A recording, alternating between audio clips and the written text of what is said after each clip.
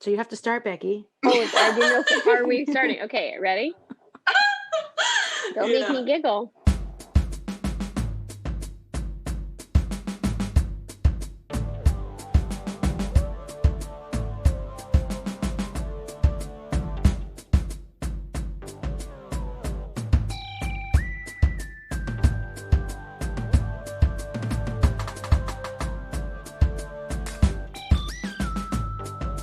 Here we are, and welcome to the Friday Night Movie Podcast. I'm here today with my wonderful brother and sister, Shy. In a rare occurrence, I will ask, how you doing? Oh, you're chewing. Forget it. Lily, how are you doing? I'm pretty good. Mr. Shy. Pretty good. I would say like not doing very well in terms of like the consuming shows this week, except Shy You got got me to in. pick it up, Lil. Yeah, I had like 2 got into the weather kids, and but I like it's been a rough week for many, global reasons and at home reasons, and I feel like I'm not going to say that Shy gets an I told you show, which is a term, Robin, that we use. It's the highest award you can get. It's a Nobel Peace Prize of Friday Night Movie. And so I'm not ready to do it yet, but it's getting close because I think Crazy Ex-Girlfriend got me through this like shit week. So that's pretty much what I've been consuming. But my mom-in-law did come to visit us after a year and a half of not seeing us or meeting our new baby and seeing my other kids. So that was pretty exciting. Wait. And after what, like 2 years of your son not having cut his hair, your other son? Yeah, my older son, a 5-year-old, had not cut his hair in a year and a half. So well, it's significant because she's a hairdresser. She's a hairdresser. A renowned hairdresser. A renowned hairdresser of her pueblo. Of her Trin Bajo, her like pueblo in Extremadura, Spain. And so she came and cut his hair. So that was pretty exciting, and like makes delicious croquetas. So it's a big week for you. It's been a big week. Lots of up and downs. But Shy, are you okay? How you doing? I just want to quickly ask. I miss you, Becky has been living next door to me since February, and she has gone on her first family vacation. I would like it noted before, my family has been on a vacation since we've lived here. Becky has gone on her first family vacation, and this is my first family vacation since before my daughter was born. The doorbell rang this morning at some point, and my kids just assumed it was Becky's whole family. You'd never seen how disappointed they were when it was just their own mother.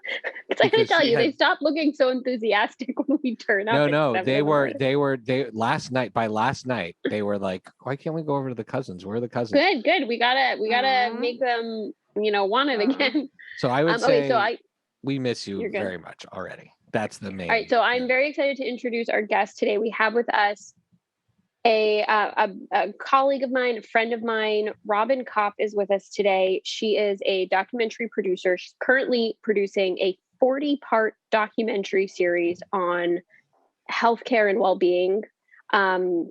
She has worked on such acclaimed films as An Inconvenient Sequel, Truth to Power, Audrey and Daisy. She works with the same filmmakers who also recently just put out Athlete A on Netflix.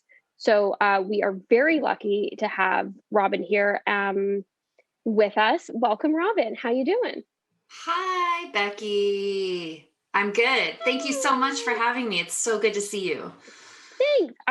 I'm so excited you're here. Before we dive into our topic of the day, which is we're going to talk about one film in particular, I wanted to ask you first a few questions about just film and filmmaking. But in particular, I'm curious for you because I've stopped working on films and, in the producing capacity in the last couple of years.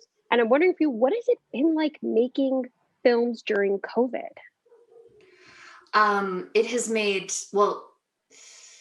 I would say in general, it has made a sort of complicated and intense process that much more complicated and that much more intense. So it didn't make it easier. Okay. Surprisingly, no, it did not become easier. With documentary filmmaking too, like you're entering real people's lives and you're asking them to like let you in their home or, film them doing something with their family or tell you about who they are as people, and you're not paying them. So already the ask is it's kind of intense. And then to add on top of that, like, well, we would need you to get tested, and, you know, are you comfortable not wearing a mask and when the camera's on, and then putting a mask back on when the camera's off? Like, it definitely, the positive, I guess, was that it did foster some intimacy straight up, you know, quickly in the process, to have those conversations with people, you know? So it was stressful. It was hard. I'm not going to lie, but Right, well, we made it happen. As you always do, which is one of the things that makes you such a successful producer.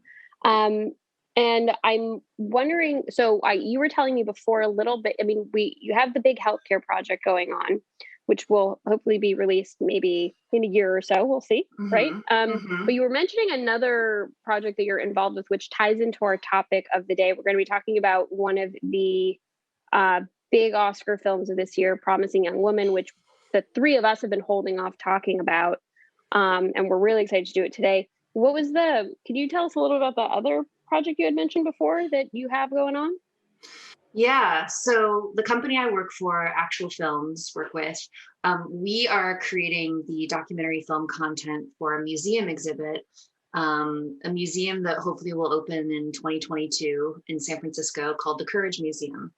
And the museum is being created by Futures Without Violence, which is a national nonprofit that advocates for mostly gendered violence against women and children, specifically, you know, under-resourced women of color, low-income women. And they are creating this incredible immersive museum that will hopefully cater to high school age kids and take kids through sort of a different vision for a future without violence. And what would that look like? And what does violence and trauma do to the brain, do to your biology? How are assailants born? You know, violence is not necessarily, you're not born to be violent. We believe that you're born to be good, and that certain things happen in the lifespan that can influence you one way or another. And so the exhibit that we're working on is called Empathy Mirrors, and it's really about telling the stories of 8 to 12 different survivors of different types of violence. Basically, the experience will be that you go and you sit in front of this screen that is sort of shaped like a mirror, and you'll see your reflection, and then a storyteller will emerge, and it'll feel like they're talking right to you just because of the way we're shooting them. And we're shooting them with a sort of 1-to-1 ratio. And they will tell you a story of surviving some type of violence, sexual violence, domestic violence. We have a story about, you know, a foster kid that was sex trafficked. We're going to be talking about state violence, so police brutality. And so you'll have this interaction after the storyteller tells you their story. And so there's some like AI in technology that we don't really know what it's going to be, but like you'll be able to ask questions to the storyteller and they can respond in real time. Wow. So we are working on that. That's incredible. That's incredible. And I am not surprised that you and the team over there is doing something that important. Not surprised at all. You guys do big stories, important ones. And could I ask, is this something that you think would be able to travel at some point, or is it only in San Francisco? So the hope is that the museum will have a digital platform as well, so that kids all over the country, all over the world, can access a lot of the content, and perhaps there's curriculum that teachers in different parts of the country can like infuse into their lesson plans. And the empathy mirrors themselves as physical sort of exhibits. I mean, the content could travel, but the mirrors themselves could be a traveling exhibit. So we're also looking around to like having them literally travel around the country and having people go just to experience the mirrors. So it's exciting. This is an amazing idea. My wife works in sexual assault prevention on campus. That's been her job for the better part of the last decade. And one of the biggest things she feels like she's learned in this job and this journey she's been on is how important the education has to start before people are at college. And she does a little bit of work as part of her work with a few schools, like a few K through 12 schools. And something we talk about a lot in our family about how much, if we really want to, prevent assault on campus, how much work has to be done at this level. So this is an amazing Especially if you could idea travel that and you're stuff. working on. And Yeah. and again, I'm not really amazing. speaking for people in the field or even speaking for my wife, but I know how important teaching those ages, what you're teaching, is going to do in the long run. So thank you for working on it. This is amazing.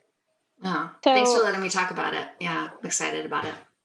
Well, I'm excited to hear your thoughts and opinions on pretty much anything that has to do with movies and television and media in general. Robin and I have had many conversations about these things when we were working together. When we were supposed to be working, but we were actually just spending the first 2 hours of the day talking about what we've been binging that week. Yeah, I miss those. Very true. Creative brainstorming. It was a meeting. Yeah, it was a all meeting. part of the process. We're keeping up with like industry news. There we go, keeping our analytical brains sharp. So, so keeping with that, we are Lily.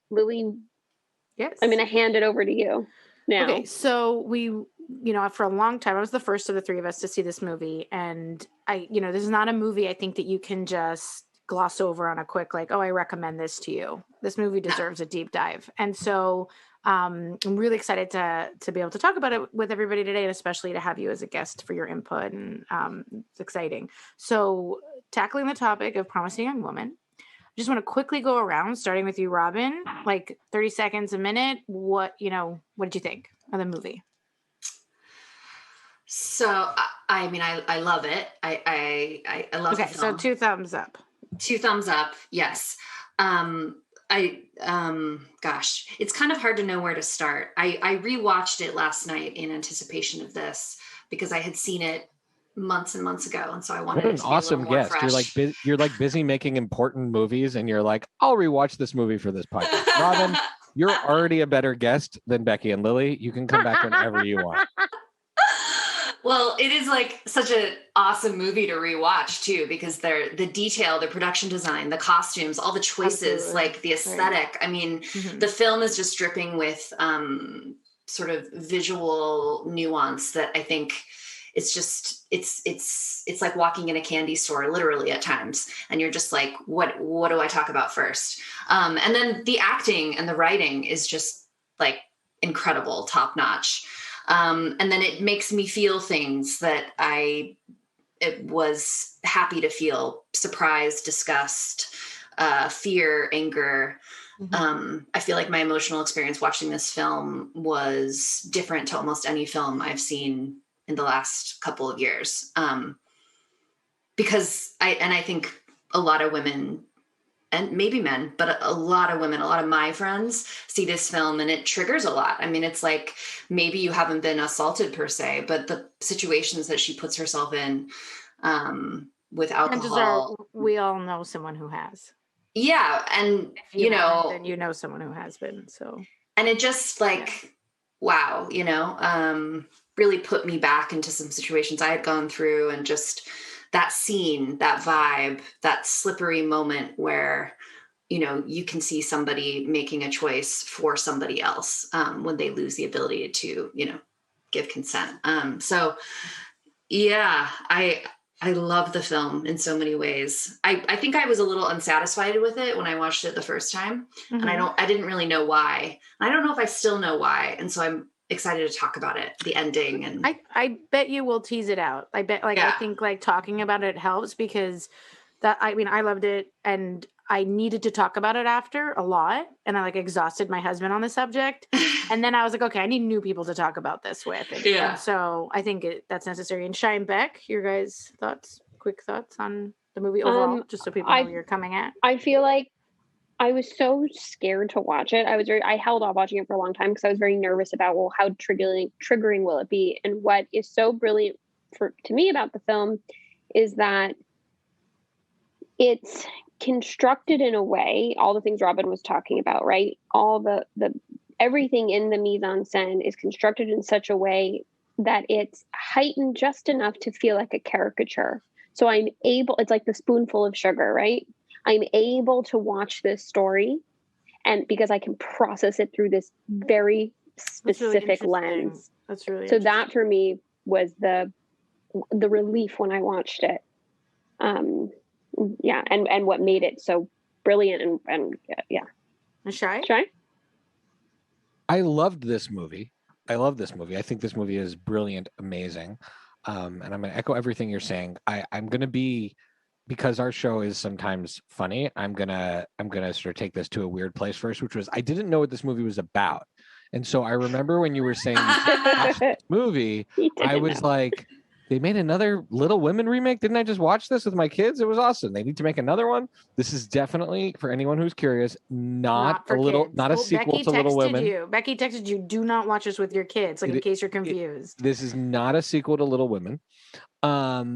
And what I loved about this movie is then I realized what it was about, but it's also not revenge porn.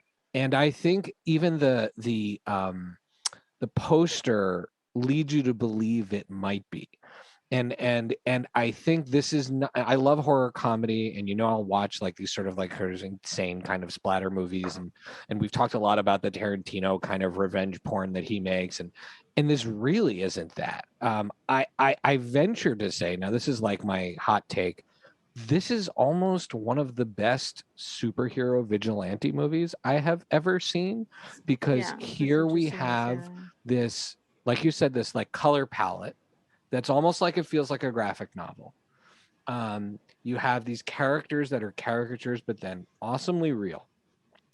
And then you also have a protagonist that has a code, and we'll get into it later.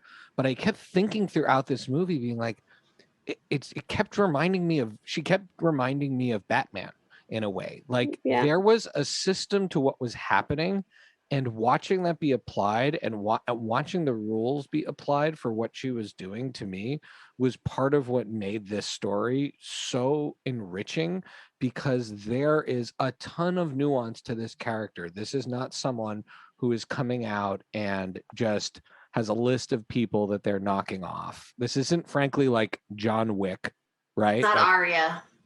No. Or Arya, or John Wick, which is like a movie that I know people really like John Wick, and I really don't like the John Wick movies. I think it's weird how much people like, and I love a violent movie, but this is like, so to me, everything about what I just said was part of what made a really cool movie about a really important subject like play on this whole other level, which was, again, and you bring up a good point, because you can have like a Kill Bill and that like extraordinary feminine power getting revenge in a movie like that. And I think this movie shows you can have that extraordinary feminine power, and there's almost no violence in the movie. There's almost no violence in the movie, and I sort of expected it to be very surprised. I think when you go into seeing the movie, even if you know a little bit what's about, you're really surprised that there's no.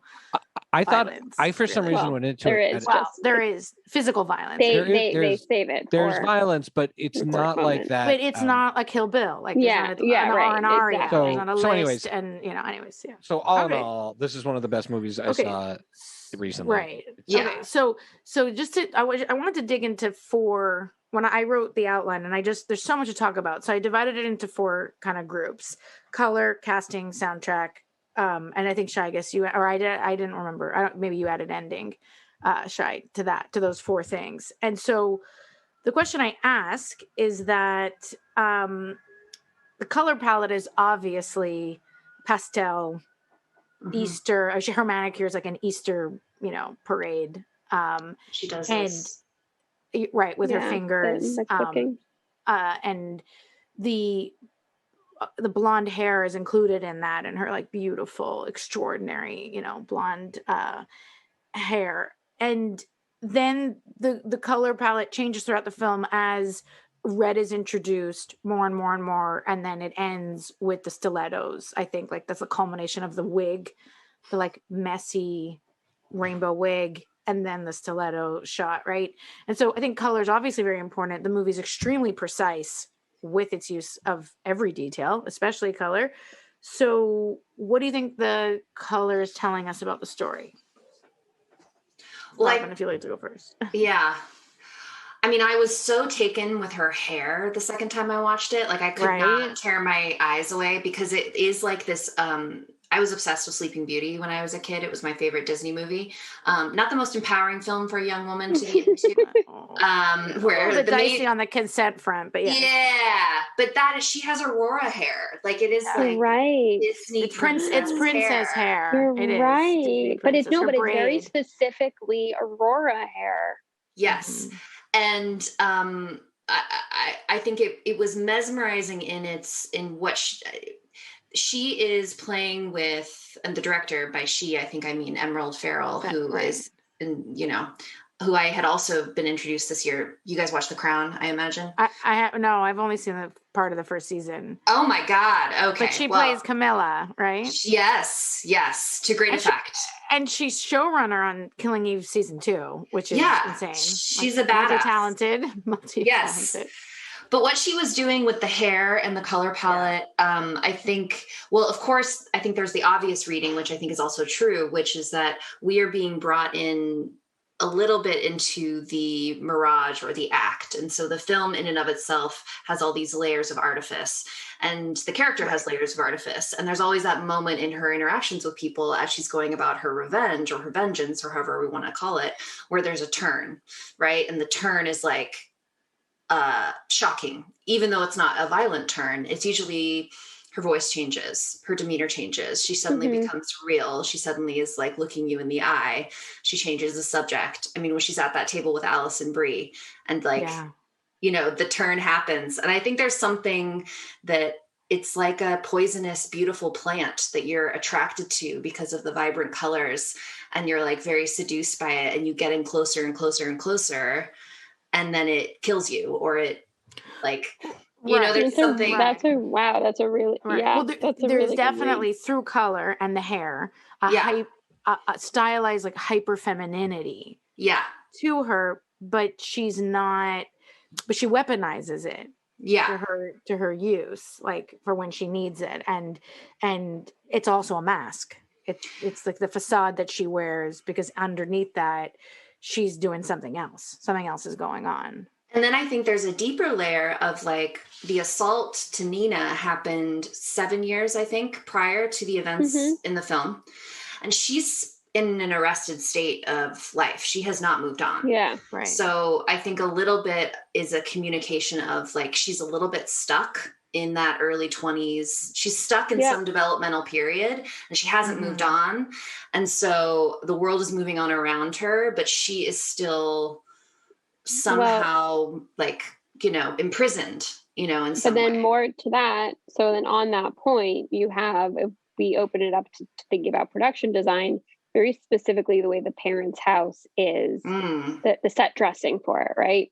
So the props, the sets, the colors, everything in there shows, I mean, it's so frozen in some weird, the style of it is so bizarre. It's like, it mimics, or it's like mirroring how detached from reality the mother is. Like the mother is I think she's quite detached from what's happening with her daughter and with reality, and the design of the whole house, the world. Yeah, of course. Both, it's like this dollhouse that they're both living in, that they're playing normal life in, but clearly life is not normal. It's frozen. And also hyper feminine. Like the house it's like to the point where the pink, the pink and the gold and the drapery, it's like oozing this femininity that gets to the point where it's like creepy. And you're not really sure what it represents or what it stands for. It like kind of rubs you the wrong way. To me, it just shows like this detachment from the real world. I don't know. Okay, and now I'm curious what, especially Shai's point of view too about casting. Like what I'm just gonna quickly say, when I was watching the movie, I was annoyed about the casting, and I was like, I gotta talk to Becky about this. Like, I don't understand why this like amazing writer director is then gets this incredible script and then casts a bunch of guys that we all know. She got Carey Mulligan, who's like a powerhouse, and then all these other dudes that we know who play like awesome guys on all these shows, and now they're supposed to be like the bros or the dudes, and then I'm like, oh yeah, okay. So I think Fennel's that's not an You're talking idiot. I think casting is one of the strongest parts of this movie. I think like Right. every single person. It took me a beat though when I was cast. watching it to like pick up on that. I think that because it annoyed me at first. I think that each of the so Adam Brody and Christopher Mintz-Plasse, aka McLovin, who are the first two predators that you meet in the movie. I I've seen them play because I've seen enough of their stuff that I've seen them play darker characters, and so I see them as actors who are capable of doing that. So for me, there was like this other layer of the fact that I was like, oh, Adam Brody's being the nice guy in the bar, but in the back of my mind, I'm like, I just watched this movie. I just watched this movie, The Kid Detective. He's not the bad guy; he's the good guy, but he's a darker character in that movie. And I'm like, yeah, but he can also play dark. So there's this tension of like, and the one with the wedding where then they kill everyone. Ready or Not. Oh my God. Ready or Not. Oh, right. And Ready love or that Not. movie. You're right. Yeah, he's kind of a dick in that movie. That's one of my favorite but then movies. kind of good. And that movie is sort of like the opposite of this movie in so many ways. Oh yeah. But I love that movie. Love that movie. Yes. That's a great movie. Yes. Yeah. Yes. And he so I think those were great messages. I think part of what is so great about this movie is that it goes right at those types of guys, and that this idea that reputation or what people see on the outside isn't the only thing, that still there are choices, whether they are premeditated or not premeditated, which I think is like unclear with Adam Brody's character. Like that's a question I have, is do we think Adam Brody was premeditated, or do we think he kind of he didn't get her an drunk. Opportunity? Did he decide once he got her in the car, right? Yes, right, exactly. Like not premeditated to the point where he drugged her or got her drunk, but he took the opportunity. And I think this goes now, because of that, this now goes on my list of, so I have a list of movies that I think are like probably not right for like a younger kid's age, like a tween or a teenager's age. And I don't know if I'll show these to my kids, but there's a list of movies that I want younger kids to see, not like my 9-year-old, but like I would say bar and bat mitzvah age kids to see with a parent, talking, with a conversation about them. And my list has for a long time been Traffic, Midnight Express, Schindler's List. I added this year I Am Not Your Negro, and then this movie. Now those are 4 movies that I feel like I want someone, when they are too young to see it with an adult who's going to have a conversation with them about it. Because don't do drugs, don't assault anyone, don't be racist. Yeah, and also under kids, you got it. Well, yeah, and also to push past the next level of what the obvious good behavior is, right? Like but I think you're right. That's what exactly, because it's very obvious in a movie when there's a bad guy or what's right or wrong. And I think by casting these guys in general, they're non-threatening. I think the point is that regardless of whatever roles they've played, when you see McLovin, he's not threatening. He's so weak and he's such a loser. Right. In that scene, you're not worried. He is still a predator. I think it's crucial. You're not worried that he's going to kill her or, harm her physically, and to the point where she, would be in like a very, very dangerous situation. It's that fine line where she put herself in a dangerous situation, of course, but she's totally in control, because someone like that, in quotes, won't hurt her, but someone like that could ruin her life. Perfectly well. Add, I mean, and he could hurt her. You don't know. I mean, he could hurt her. But I think let me also add, but like I think all of those guys' reactions of get out, like, how could you do this to me? I'm being violated, right? Like they act like they get on the defense, right? On purpose. Like there's entrapment when there's a cop, but then there's like things that like you're not being entrapped if you're doing this. Well, it's right? I think the point, Lily, I feel like the point maybe you're trying to get to is that the casting choice and those scenes, it's about targeting a very specific type of predator. There are lots of different types of predators, but this is the one that you don't suspect. This is the one that you look at them and you say, you're not threatening, you're not harmful. Sorry, Robin. So let me add a couple things. Number one is Sam Richardson was actually more than the other characters, because I love Sam Richardson. he's the first one that's acting like very macho in the movie. And my notes were like, I don't know how I feel about if I buy Sam Richardson as a misogynist. He always plays these like super nice, polite guys, even in the Detroiters. Yeah, like the buffoony brother. He's the guy from Veep, right? Yeah. God, that character. So good. He's so good. And so I think that like the other thing that also like this comes back to, and this I can segue into the part about her code, is that it also sends a message, the movie, although I'm not sure what you think about this. The choices people make at every step really do matter. And the way she reacts to the different men does influence how she enacts her retribution against them. We don't know what happens to Adam Brody, but I'm pretty sure the mark that goes in the book is with a red pen. And when she's with McLovin, when she was with McLovin, she says, at least, you woke me up. Right.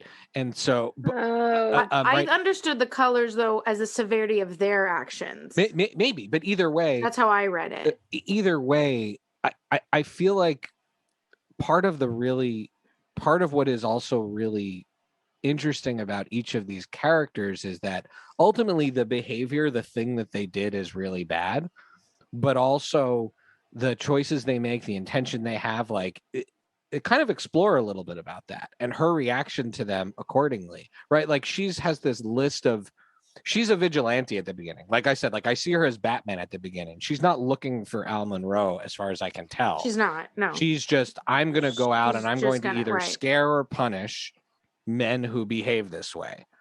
And then when she finds out she has a chance to enact her revenge, then it kind of goes to this next level. But then within that, all the people, the punishments vary based on their role and their reaction. And I'm not saying her code is the code for the world, but I think it does to me send a message that it's black or white whether you did the bad thing or whether you were a bystander or whether the thing happened. So you're not getting away with not feeling guilty or punished, right?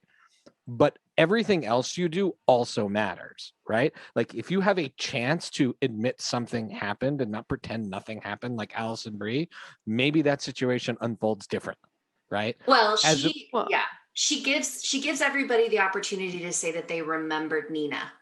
Yeah. And if you don't remember Nina, or you kind of act like, oh yeah, whatever, Nina, there's a certain, okay, we're going down that path. There's like strike one. Right. But the Alfred Molina, that's the turning point, right? Because he remembers her, and it's actually his actions have driven him to the point of extreme remorse. Extreme remorse. And it tried to, and I don't know if this is a good comparison to Batman or any other vigilante, but what you're saying, Robin, like, and I don't know if you guys see it this way, but it starts kind of very controlled, like someone who has an obsession or an addiction, or living like in a stunted way from a past trauma, like you mentioned at the beginning, Robin. And then when she has the opportunity with the Al Monroe thing, it's sort of like is irresistible, but it escalates until the final end, which we'll get to, and it slowly starts to escalate. But her code pretty much remains intact up until the end, when she gives Allison Brie and Connie Britton, the dean of the school, and Molina an opportunity to express remorse or regret. And we see, I think that's why the Alfred Molina scene is very important, right? Because this is her code. One of my questions is, what is her goal? What does she want? What is she trying to achieve? And she's trying to survive. I personally think that she's trying to, as if she's drinking to numb the pain, or taking drugs to numb the pain. This is her way to function with the trauma that she went through with her losing her friend and what her friend went through. Like, that's how I had seen it. Like, I think that's part of it, but I think also there's a point at which the Al Monroe plot comes into full effect, and she starts to really go back. I think she is asking the world to you know, she's this, you don't often, first of all, see a lot of films about sexual assault where the trauma and the main character is not the one who was actually assaulted themselves, but who was traumatized in the aftershock of being in relation with somebody who was. Which I'm curious what you think, because I read a few articles that criticized the film for that, that found that very triggering, that it took the consent and the autonomy away from the person who was hurt, like who was actually assaulted. Well, and I, you know, when I watched it, I didn't think of that. It was interesting to read that point of view. But I have to tell you, this is why it's a fiction, like as a fiction film, right? Narrative fiction film. You think about story structure. You talk about the film's structure and the very, very slow reveal and the impact you want to have. So a few things in mind. Nina, it is the only time it is actually said that she is dead is when Al Monroe says it. Yeah. Nobody else says it. So you're talking about a very slow reveal of something that you know is coming, who says it, when they say it, you know? So it's, I think, like, sure, that's a read on it. But when you talk about structure and impact and what you're getting to, the way that Nina's story unfolds, when you hear about each piece of it, that, I mean, I think it's built in that way to create a greater and greater impact. Anyways. Yeah. Well, sorry, but Robin, go ahead. I keep cutting you off. No, it's cool. We're terrible hosts. But I think what is what I was getting to earlier, and I think I want to bring it back around to the casting, and we haven't talked about Bo Burnham yet, and so I think he's fantastic. Who's so incredible and fantastic. Yeah. But what I like about the film is that she is asking the world to like stop and remember this girl who has been harmed and who has been taken, and like everyone moves on, everyone gets over it, everyone thinks it's not a big deal, but she's like, no, I'm not over it. It's been years. It's still the defining moment of my life. Can somebody please acknowledge that? Can somebody please share in this pain with me? Because I'm the only one carrying it. And I think a lot of survivors of trauma and specifically assault feel that way, that the onus is often on them to figure out what to do with their pain. And she is like asking the world to be like, no, you need to feel this too. We need to share in this. This is not something we can just like move on with our lives and like, you know, not care about anymore. And so when she's asking people and she's putting them on the spot and she's like, share this with me, like, you know, and they respond with, no, I don't think it's a big deal. I don't take on any accountability, you know. That's why the Alfred Molina scene is so important, because somebody finally says, no, I'm hurt too. Like the actions that I've taken have hurt me as well. And I didn't think of it as a code until Shai obviously related it to comic books. But I think that that's so crucial for us as the audience to understand her and have empathy for her, because she's not just out to kill everyone or like on this rampage or to harm everyone. And she gives people, I really admire in the writing and the structure of the film and the story, how she gives people multiple occasions to ask for remorse or forgiveness or, you know. And I wonder, I think that, and is the Alfred Molina moment, like, did you guys feel like there's a part of her that wants to, it could end here? I feel like she goes back to Bo Burnham. They have this little brief love affair where we think maybe she's finally allowing herself to move on in some respect. And then, of course, you know, the reveal that he was there, and that he was complicit, and that the ultimate nice guy, the guy that we as an audience have been suspicious of, but he's definitely won us over because we feel like he's won her over. And he won her over. Right. And it turns out he is also, that this toxic masculinity is inescapable. It's in the water. It's like, she's like, okay, no, there's no getting out of this. And she doubles down and she goes for it. Right. So I actually thought that, we have a habit of predicting movies. I was wrong about my prediction at the end, but I thought as soon as he was connected to all these other people, I was like, he's going to turn out to be involved, and it's going to end with her killing him. I thought that was going to be the end. That's interesting. I thought the end was going to be like that he wasn't going to make it out. But that's because at that point, I was like, oh, yay, she's found love. They're going to be fine. Me too. No, I definitely, as soon as he said that he knew all of them, I was like, he was there. I didn't. I should have seen. I'm just like the worst, so I didn't see. Like, I just want to believe it so badly. You're I an so want to optimist. believe it. I'm a terrible optimist. But I will say I'm not sure. I love they the don't. They ending. leave you at the end of the movie. We'll get to the end later, but they leave you at the end of the movie. Unclear if the video is going to be publicly released and sent to everyone, or just sent as evidence in this. Sent as evidence in this trial. But even then, her code really does continue, because she makes a deal with him to get the information that she wants to exact her revenge on Al Monroe, and she respects that deal to a certain degree with him, right? She gives him if an he then later opportunity to gets help into her, trouble with the police because he lied, that's his because problem. there's evidence out there that he was involved Right. in this. That's his problem. But she was not the one. Like, when the movie Right. ends with her sending these messages, I kept waiting for the video to be sent, but the video wasn't sent. And to me, that she sends the phone to Alfred Molina. So then it can be evidence, right? But that's so much different than the sort of like public destruction that she had threatened. This is a great way to take us to the end. I want to go back at some point. If you guys don't mind, just a quick thing on the soundtrack at the end. It's like a few words we can do on the soundtrack, but I think the ending. I love talking about the music. This is some of the best. I'll just say this: some of the best music I've ever seen. So we'll get to the music after, because I feel like this is just too. Alfred Molina, you brought us into the ending of the film. So, Robin, you had said at first you didn't feel satisfied, maybe a little bit more. Is the ending have something to do with that? The ending is a big gut punch. Yeah. And everybody who's listening, I'm assuming, has seen this film. Oh, big spoilers. Everyone who listens to our show knows there's not even a spoiler warning. You can't do a deep dive and the tiptoe around the ending of a movie like this. Yeah. If you want to listen to one of those movie podcasts that's like really disciplined and stay up on the news, the Take Two podcast, there are good friends. Check out their podcast. They're really good at staying disciplined on these things.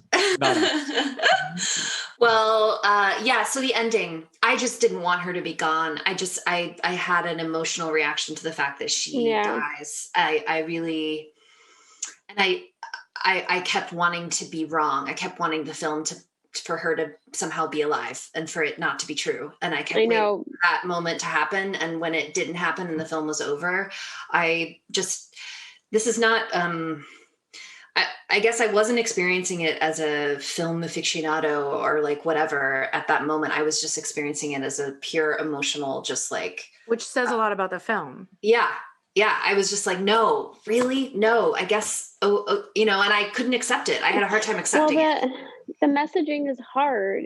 I think it's also just that it's hard because of what she represents, and what this film telling me is that there's no chance for, that a happy end, I guess a happy ending is accountability, but that there was just no way for her to survive this. Like, I think I read a few articles, and I think that's one. That's the message. That's one take that I think several journalists have taken from it, is that positing is the message that she's too far gone in her obsession, her addiction, or that the trauma, only way for Al Monroe to be held accountable is for her for her to pay the ultimate price. Yes, that's the other way to read it. The other way to say it is that like the price that a trauma victim or a survivor has to pay is so much greater than the person who's committed it. I'm more inclined on where Becky is at. So I play the ending out in like 3 different potential endings that could have happened. Follow me here. And I did like the ending, although believe it or not, I'm going to say, I think this ending is actually quote unquote happier. I almost thought it was like happier than I thought it was going to be at a certain point, while still making the same message. And I'm not saying it was a happy ending, but it had a certain closure. So there is a scenario whereby she traps Al Monroe and she carves Nina's name into his chest, right? That's what she's planning to do. Which, by the way, at that point, you're like, oh, she's going to kill this guy. She wasn't even going to kill him. She was just going to maim him, which he deserved. And if it had ended there, though, that would have, and I keep coming back to Tarantino, because ever since we had Brie Williamson and Mike Roberts on, and Brie really went at Tarantino over the way he treats women, it's really stuck with me. At the end of Inglourious Bastards, right? What happens to the Nazi that gets away? They carve the swastika into his head, right? They kill Hitler. It's sort of like, he has to live with the consequences, and it's almost this like cartoony ending. And I'm like, And so that would have been satisfying because she wouldn't have killed, and this guy would have to explain what he did, and it would be kind of private. And then there's the ending that happened, which was like, it's almost like her plan was that the way I will never get this guy on what he did to Nina. So I think that's a crucial point of the film, especially surrounding sexual assault. So he's not going down for what he did to Nina. Right. Ever. It's not going to happen. Even with the video out there, even with the court, whatever, Nina's dead. He's not going to ever be punished for what he did. And I think that's crucial. And there's not enough evidence and none of the people involved. So the only way I'm going to do it is I'm going to have to test him, right? Test him. He has choices too. He doesn't have to kill her. Right. He's going to test him. Right. That murder scene is so long. I really need to talk about that scene. I have a very important question for you guys. Saying, why are you doing, as he's killing her, and he's saying, why are you doing this to me? Right. As he's suffocating her. And you're just like, that's it. That's her. That's like her. No, I almost think of like, again, I keep coming back to Batman. I don't know why, but I'm like Christopher Nolan type surprised ending where like, she like her or I think where she is going in and the plan is to sacrifice herself. And I think to Becky's point, because like part of the message is that no, sometimes like people don't get better. They don't carve the name in the stomach and like move on and life is okay. The ending though, where she has the like ultimate I got you, like she sacrifices herself, but she's sent the message to the police and the guy gets arrested on his wedding day and the other guy goes down and all of that. What with Angel in the Morning playing, which was again just absolutely just genius music. She was gonna choose Time of My Life from Dirty Dancing, but then it didn't sit well. There was something I think Angel in the Morning and was then like somebody proposed Angel perfect. in the Morning and she was like, that's perfect. it. That's the song. And I think it's Toxic going into that. Oh my God. The string quartet of Toxic going into that. It's iconic. We'll get to music in a second. The third potential ending though that I thought of, that I'm not saying this is a better ending per se, but I think in some ways like the darker ending that would be more consistent with the rest of that movie would have been that they got away with it. That they would have said, this woman chained me up and tried to attack me and she was crazy. I want to ask you a question. And so it was self-defense. Okay, but that's, I think, I want to pause on there for a second because one of the reasons I really wanted to talk about this with you guys was because it's obviously a choice to the whole murder scene, and some journalist that I was reading was saying, why did we have to see it in real time? It takes a really long time to suffocate someone. Like, why did we need to see that in real time? You needed to see that he really tried to kill her. And I think to Robin's point, we were we're not film aficionados, we're not, film producers. We're her, and we want to be near her. We want her to live on, and we need to live that moment. Yeah. And you need to see what it takes. And this sort of this isn't he a doctor?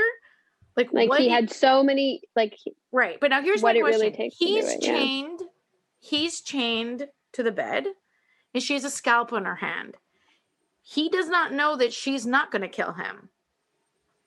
Mm-hmm. So in his mind, it is self-defense. He doesn't even feel bad about killing her. Like, you're making me do this to you because I'm defending myself. And she put herself in I don't think she goes in there assuming she's going to die or wanting to die. I think she's prepared that if it comes to that, she'll die for this cause. But I think she would have been happy writing Nina and getting the hell out of there. It's just improbable. It was very likely that somehow it was going to go south.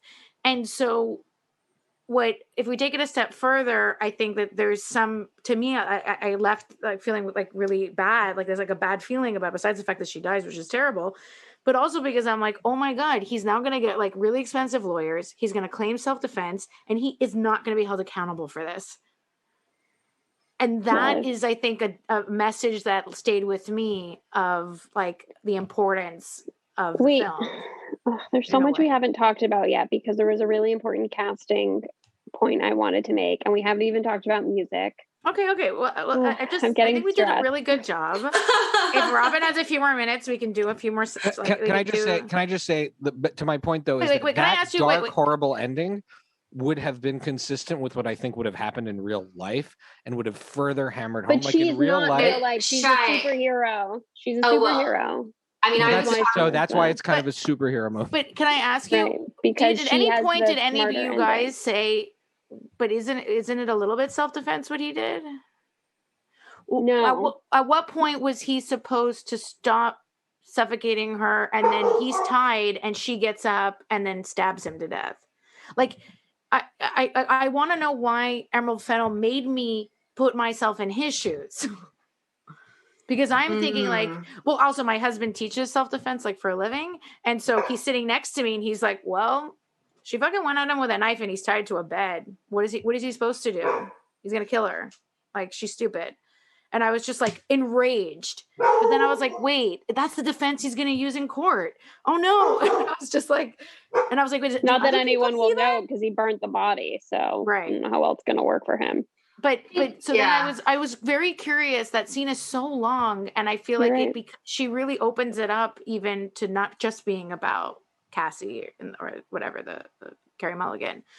We then are like getting roped into his, like Becky, you said, when he says, "Why are you making me do this?" It's I find a very powerful moment. I think it's consistent throughout the movie, though. Throughout the movie, they go into the head of each of those guys for a moment to like.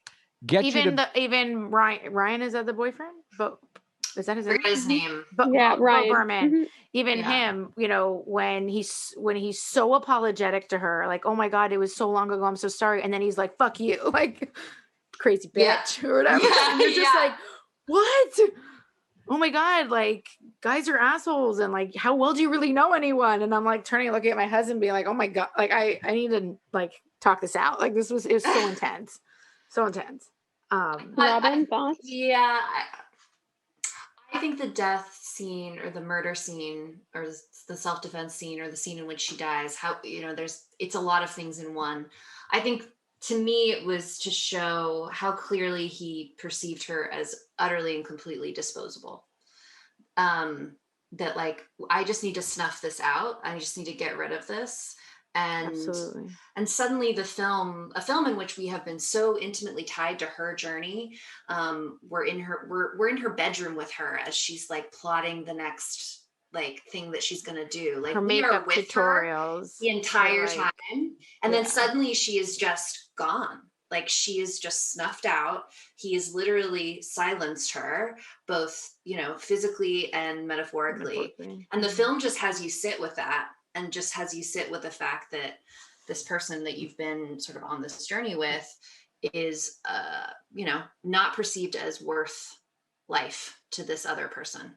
And to me, there's a startling tonal shift that happens with that scene, and suddenly things feel very real. And, there's a sort of sense of the heightened reality for me sort of like started to ebb at that moment. And I felt like that was the point.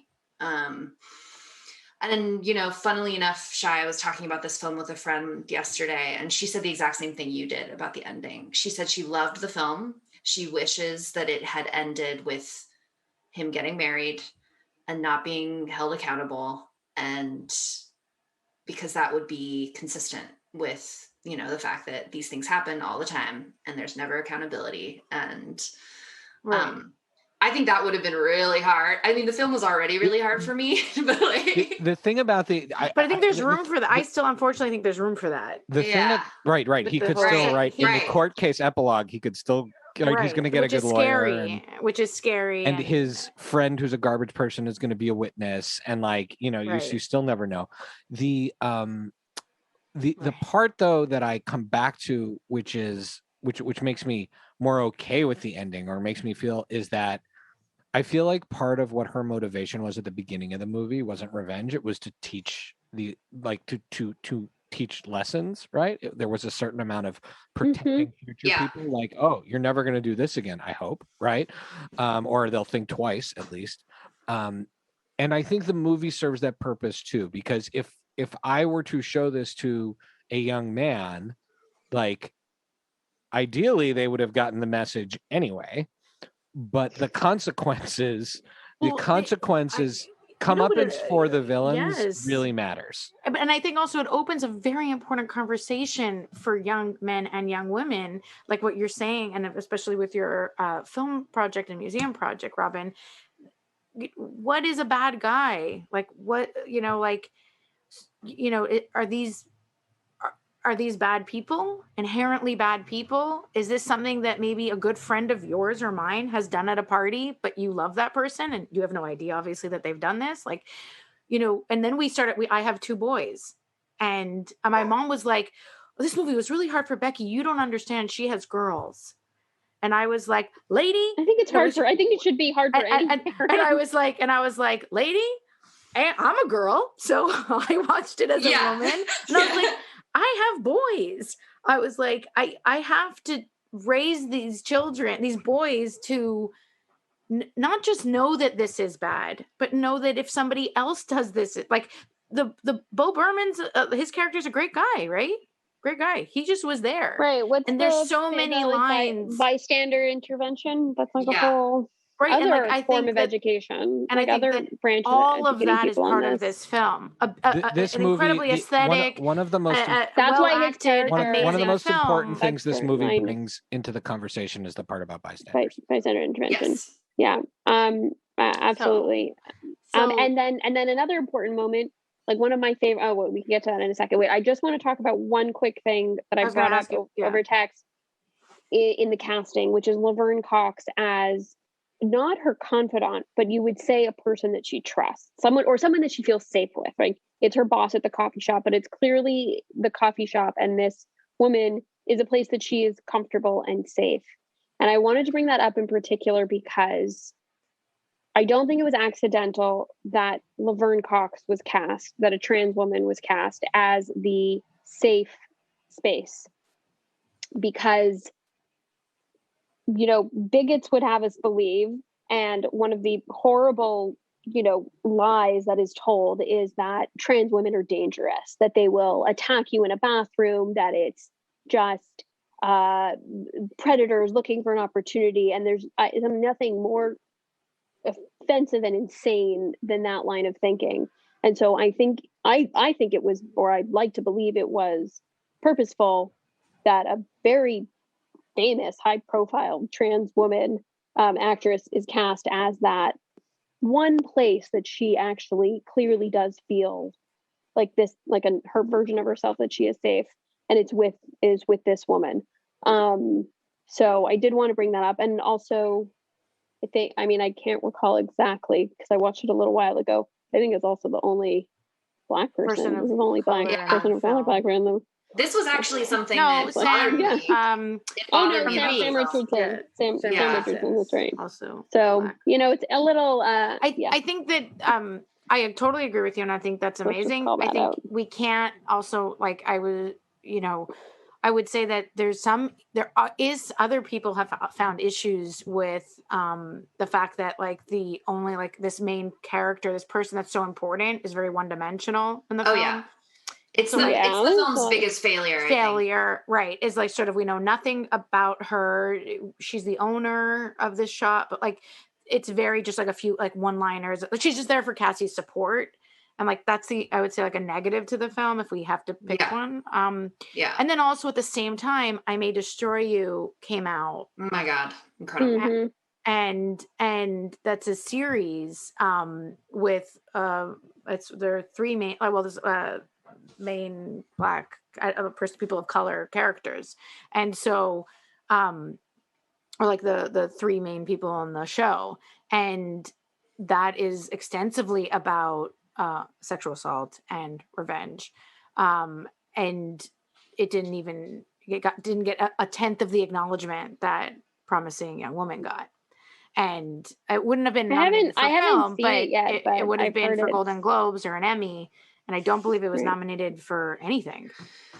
It's one of the best things I've seen in a year. I've heard it's phenomenal. Not nearly acknowledged as Promising Young Woman, and that's a problem. Not that we have to get into it, but and that's not It is worth or a mention Carey on Mulligan's this. fault, but it just sort of, I think that we can't mention one without the other. The award system, on a separate note, because it's we bullshit. always slam the awards. The award system is basically over, right? Like I'm more interested in a single, except if Robin wins an Oscar, then we're totally no, I mean, I like to see people win awards, but the awards as this like definitive system is over. Like it sucks when people aren't awarded, but like at this point, I'd much rather hear a recommendation for a great show from someone I really respect, and give them the "I told you" show that you turned me on to this show, and they get that award from this show, than like care if they win some like random category. I mean, it's nice. I don't think like it's fun to talk about the snubs and stuff, but like award shows have discredited themselves so much in especially the last decade that but there are gains to be made with award shows if people who are historically not given the opportunity, if people of color, women are starting to win more awards and their work is starting to get more recognized, like that's something that's positive that can come. More people can start watching that work. Those people can get the next job and the next job and the next job, and it starts to build sustainability in an industry that is just like incredibly hard to build sustainability, especially if you're a young person of color trying to make it. So I do think if the awards, if only that can be what starts to happen, that they can be used as a sort of a tipping point of a spear to like put us in a new direction, that could be positive. That would be wonderful. That would give them a real purpose. Yeah, it would actually give awards a purpose. Oof. Agreed. It would give awards a purpose. Wait, can I ask one quick question before I'm sure we're going to have to like wrap up in a minute. I want to know which of the which was your favorite takedown of each of you? / music moment, and we'll weave in music that way. Fine. I can go first because I obviously have my answer. If everyone's needs to take a moment. Yeah. No? Yeah? Go, okay. My favorite, go Shy. No. I was going to say, I don't have a favorite. I usually am the first one to be like, let's play favorite kill of the movie and that's what I'll do for Ready or Not or Evil Dead or anything like that. I can't when do the grandma explodes movie. in Ready or Not. That's the best one. I can't. It's pretty amazing. I can't make light of any of the. Well, I'm not making light of it. Don't turn me into that. I don't mean like. No. For me, I'm not turning you into anything. No, I'm just saying. I didn't turn you into anything. It's just hard for me on this particular movie. Becky, you don't have any feelings for women who get assaulted. Thanks. Whoa. Can you edit that part out? That joke? It's not a joke. I'm saying that. I was saying that for me, I can't do a favorite one. But I also didn't finish what I was saying, which was like number one, the musical moment of the movie. Although we had this whole conversation about the ending, really was Angel of the Morning, because I think it's just like the perfect coming together of every element of the movie comes in. Also, have you read the lyrics to that song? And very intense. And then I think as far as takedowns, that moment when finally you're given some release in terms of the people who there's no you are not a witness to what happened. Not that you don't believe her, but if you don't believe women and you don't believe what happened throughout this whole movie, you at least saw him murder and then go with his friend and burn her body. So there is no question about the fact that we're all now witnesses. We are now witnesses. What happened? So him getting his comeuppance, to me, was the most satisfying of those moments. Because even if he doesn't go to jail, his life is somewhat ruined. Yeah, it was satisfying to see that. So that's what I'll go with. Okay. Connie Britton for me, the dean, because the conversation she has with the dean is like what you hear on loop for the outcomes of so many of these cases. But we don't want to ruin the life of a good young man, like a good young boy. We don't want to ruin his life just based on some allegations, like always trying to protect these people. And that line of thinking and like her script that she has. And the truth is, I think for so many people, these issues aren't real until all of a sudden you're affected by it. And it happens to someone you know and you love. And the threat that it could be her daughter, all of a sudden it becomes very real. And I think not just for assault, but for so many issues out in the world. What documentary film does, as Robin knows, is that it builds empathy, right? Mm-hmm. And I think that is so severely lacking in our society, is empathy. And so for this woman, until it's happening to her, until she can sympathize, all of a sudden it's like, oh my gosh, this could be my child. Now all of a sudden it switches and she understands the stakes. Mm-hmm. And so for me, that was like the most important takedown moment, but like teachable moment in it is. And she does something highly unethical to achieve that moment. She basically kidnaps a young girl. Well, she doesn't put her in harm's way. She leaves her at a diner. But I mean, I think it's crucial to the film because it's also like, and what she does to Allison Brie. But her goal isn't to harm the daughter. Her goal it isn't. To wake just this sort of woman up. I think it's also so important as she's slowly building towards that ending. Like she's slowly pushing. So that was the most. That was actually the most impactful one for me of all of the. I think watching Connie Britton, and also it's important that it's Connie Britton, who doesn't love Tammy Taylor. Like, come on. I think it's really important that it was her that was cast. It was great casting. I adore her. She can do no wrong. And then when she's sitting there backpedaling, you're just like feeling like, oh God, like how many girls have sat and listened to that? Yep. Somebody tell them that. I think it's a great movie. And I would say. Well, I just want to say from a filmic perspective, the first one, the Adam Brody one, is just shot and executed perfectly.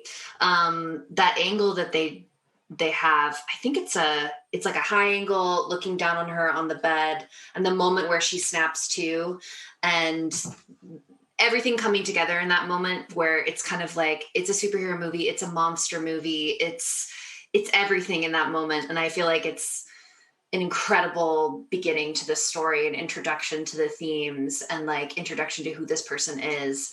And it's surprising. And then she's that jelly donut cut to her, like, is that the hot dog or the hamburger? There's a jelly donut. I think it's a jelly donut, and it's one of them is ketchup.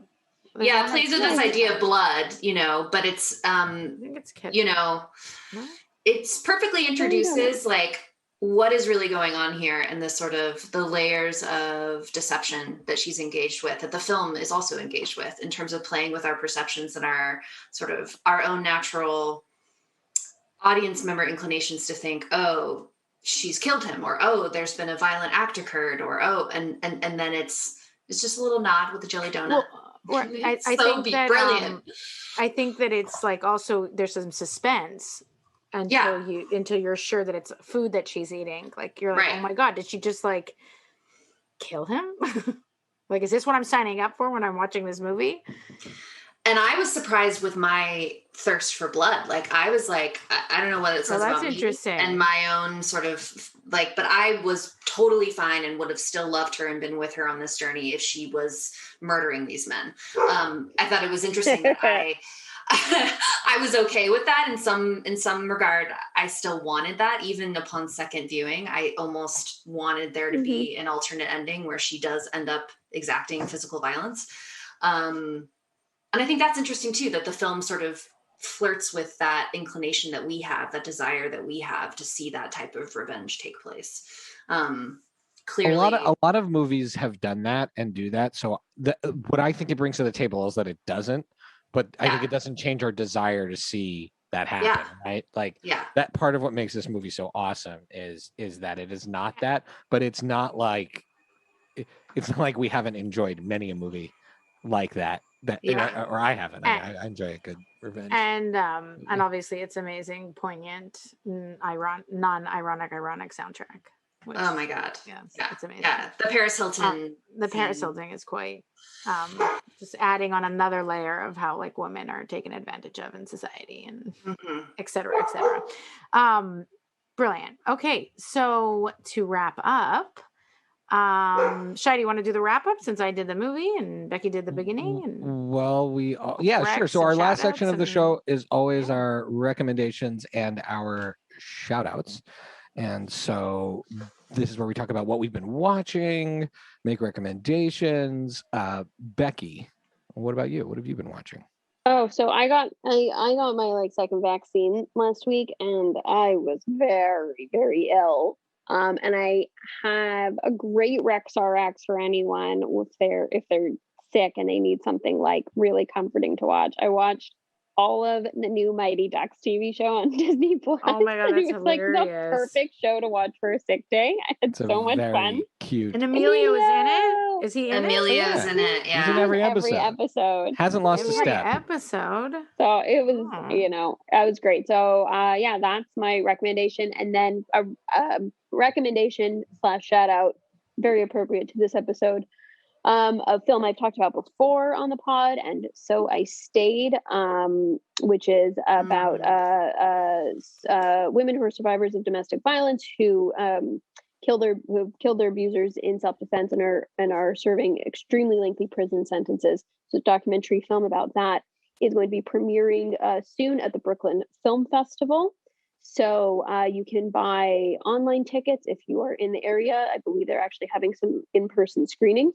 We will put a link to that in the show notes. So shout out to that film, and I do recommend it because I have been lucky enough to see it already. Yeah, that's it. And you can follow me on Twitter at PaperBKPrincess. All right, Lil. I had said What that are you watching? Crazy Ex-Girlfriend. So if you're also going through some tough times, What episode are you on? Like where are you? You're season 2 or season 2? Okay, I told you, yeah, like in the middle of season 2. So you're in the middle of season 2. All right. And So much of the journey to go. That show like weirdly is super annoying and makes no sense, but somehow just gets into your brain and your heart. Rachel Bloom is a genius. She is serious. She is a force to be reckoned with. That woman, my God, extremely talented. So I'm enjoying that. And then like my mother-in-law's here, so we had to watch something like that's horribly like scary and horror related because she's obsessed with horror movies. So is my husband. So they got me starting to watch this like Spanish show on HBO, España. I don't know if you guys have it at home, about like supernatural, like Satan, that kind of like baby Antichrist being born in a pueblo or something called I guess it would be like 30 coins in English. Anyways, if you're into that, you can look it up. It's every famous Spanish actress. Yeah, it's not Becky's cup of tea. But I have a show for you guys to watch. It's about these people in a small town who get possessed by demons and Ash versus a ton of blood, and it has one of the coolest actresses in Dana DiLorenzo. Yet you don't watch it.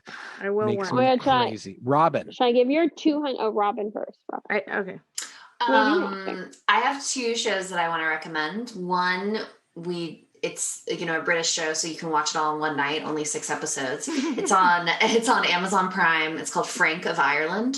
I really wanted to see it. It's incredible. Yeah, it's an Irish comedy. It's good.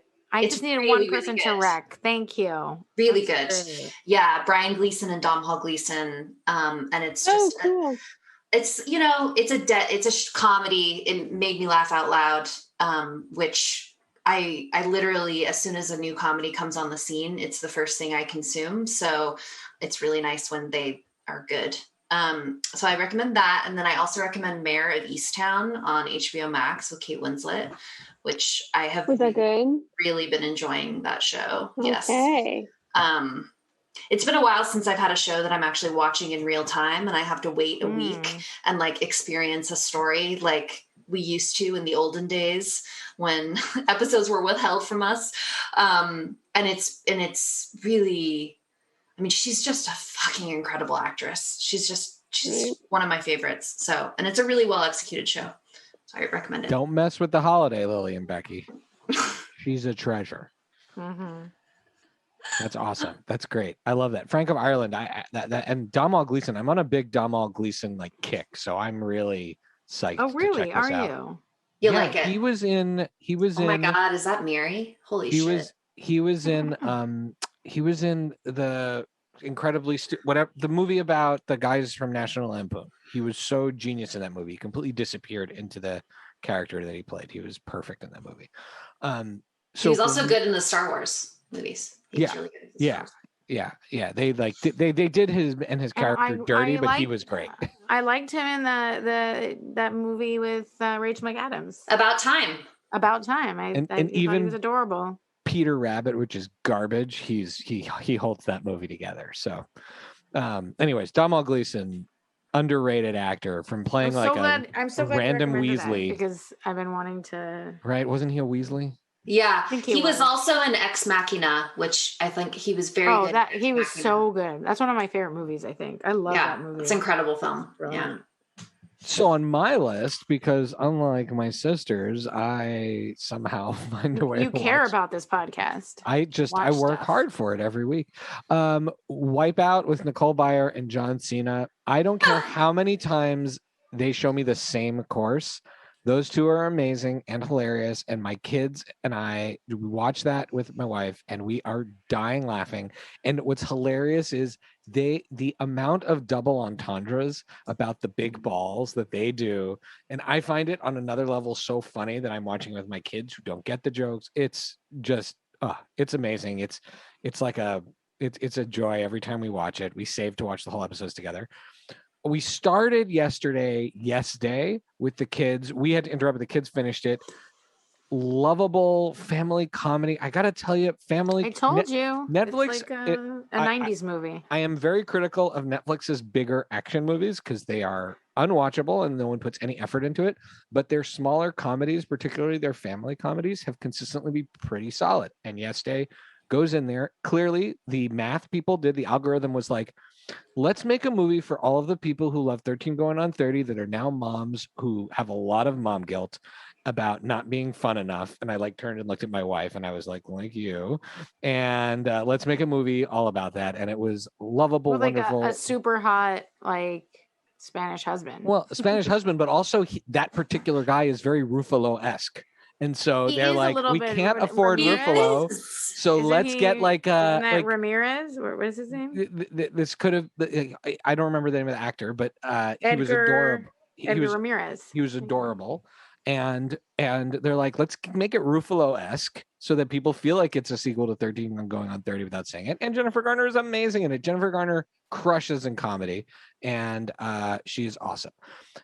I went back in the Wayback Machine. I love when all the streaming services that we're paying for have old movies that I wish I had rented when I was younger. But there's a movie that our dear friend via Twitter, person who's been listening to the show from the very beginning, old Gato has always loved the movie Summer Rental with John Candy. And I think he's even tweeted about it before. And so I saw it pop up. I watched it. An hour and 25 minutes about a stressed out, overworked dad going to rent the equivalent of an Airbnb for a summer with his family and all of the stuff that goes on. And I say this on the precipice of us going to the beach, and Becky's at the beach right now. And I don't know how they made this movie in the sense that it's so uneventful as far as movies goes. The stakes are so low. The stakes in this movie at the end of the movie is that they have to leave their Airbnb a week early. That's what the big thing that they have to overcome a challenge for. But I loved it. It was really funny. For an 80s movie, you'd think there'd be Yeah, it was, and it wasn't raunchy. A lot of John Candy's movies are kind of on the raunchier side. Even Who's Harry Crumb has some dirty stuff. Nope, this was just a sweet, cute movie. But if my kids watched it, they'd be bored out of their mind because not much happens. But I loved it. Then my Rex RX for a stressful week was starting. Rex RX, by the way, Robin, is when you have a prescription of Rex RX, a prescription for an ailment. And this has really just been a kind of a crazy week.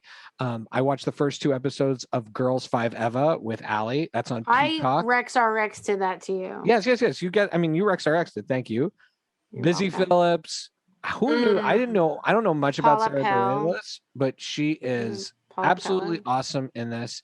And Goldsberry, first name I believe, is fantastic. Renee from Hamilton.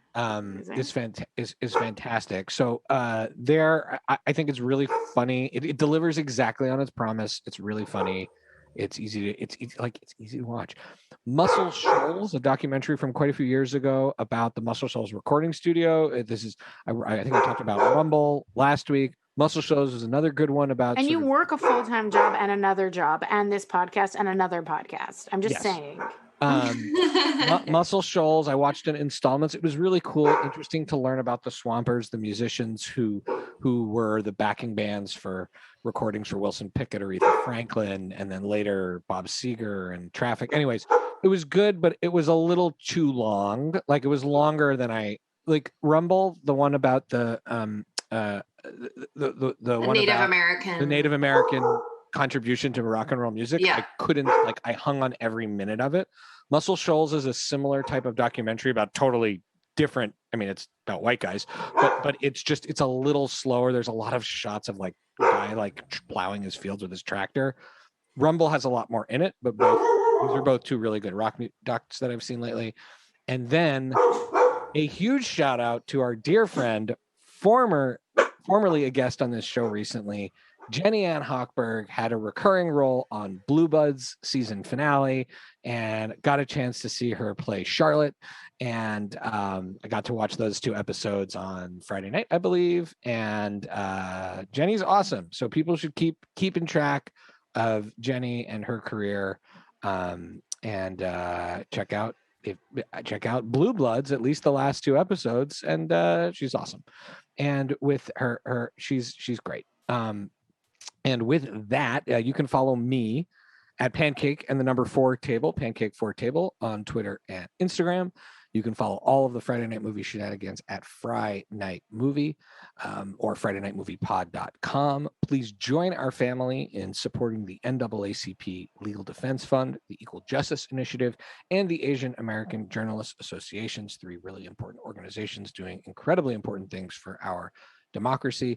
And with that, the theme music will kick in post-production. It is by What Does It Eat? Check out all the songs on Spotify and iTunes and other places that make music. And a huge thank you to Robin Kopp for being an amazing guest. So and I already can't wait to have you back. Thank you, Robin. Hopefully you'll be willing to do it. Oh yeah, this is so much fun. Yeah, let's do one where we talk about really fun superhero, like totally fluffy I was gonna say pancake movies because you mentioned pancake, but I meant popcorn. But no, but you're on pancakes on the brain now. You're on the right track. Pancakes are the movies too. I'll bring a whole meal to theater. Thank you so much for being here. Bye, guys. Thanks, Robin. Bye. Bye.